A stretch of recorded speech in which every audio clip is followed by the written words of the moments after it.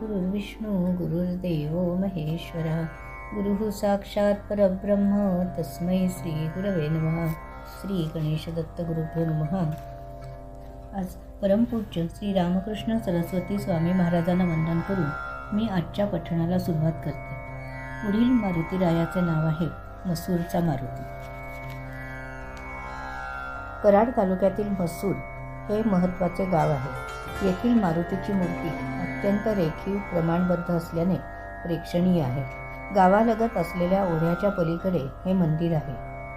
मध्यम आकाराची व उंचीची ही वीरमूर्ती असून या मूर्तीच्या पायाखाली राक्षस दडपलेला असून उजव्या हाताचा चपेटा उगारलेला आहे. शेपूट डोक्यावर धनुष्याकृती धरले असून मस्तकावर मुकुट व कानात कुंडले आहेत. कमरेभोवती कौपिन व त्यावरून सोन्याचा पट्टा आवळलेला असून त्यात असलेल्या लहान घटिकांचा मधुर ध्वनी चपळ हालचालीबरोबर ऐकू येतो. हनुमंताचे शरीर वज्रासारखे बळकट असून विजेसारखे चपल होत असे समर्थांनी जे वर्णन स्तोत्रामध्ये केले आहे ते या मूर्तीकडे पाहिल्यानंतर खरे वाटू लागते. गेल्या पिढीत ब्रह्मचारी विनायक महाराज मसूरकर यांनी मसूर येथे ब्रह्मचर्याश्रम स्थापन करून महाराष्ट्र युवकांमध्ये विलक्षण जागृती निर्माण केली. त्यांचे स्फूर्तिस्थान मसूरचा मारुती हेच दैवत होते आणि श्री समर्थ रामदास स्वामींचा आदर्श त्यांनी आपल्यापुढे ठेवला आहे. पुढील मारुतीरायाचं नाव आहे शहापूरचा मारुती. मसूर कराड रस्त्यावर मसूरपासून सुमारे 2-3 किलोमीटरवर शहापूर हे लहानसे गाव आहे. येथील मारुतीची मूर्ती मसूर मारुतीप्रमाणे मध्यम उंचीची व आकाराची आहे. कालानुक्रमाने 11 मारुतींपैकी शहापूरचा मारुती हा प्रथम क्रमांकाचा मानला जातो.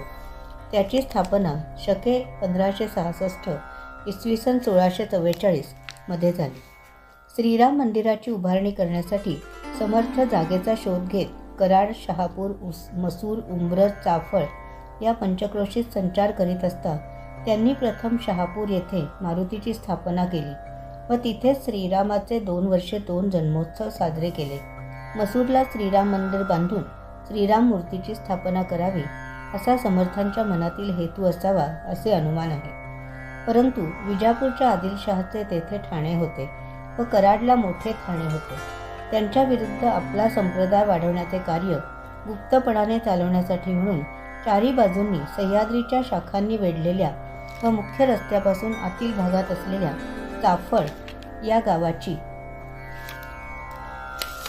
निवड करून समर्थांनी श्रीराम मंदिर व त्याच्या पुढे आणि मागे 2 मारुतींची स्थापना करून चाफळला अपार महत्त्व व वैभव प्राप्त करून दिले. त्यांचे वास्तव्य याच ठिकाणी बरीच वर्षे असल्याने चाफळचा मठ हा समर्थांचा मुख्य मठ मानण्यात येतो. आजचे हे पठण परमपूज्य श्री गुरुदेवांच्या चरणी सादर अर्पण.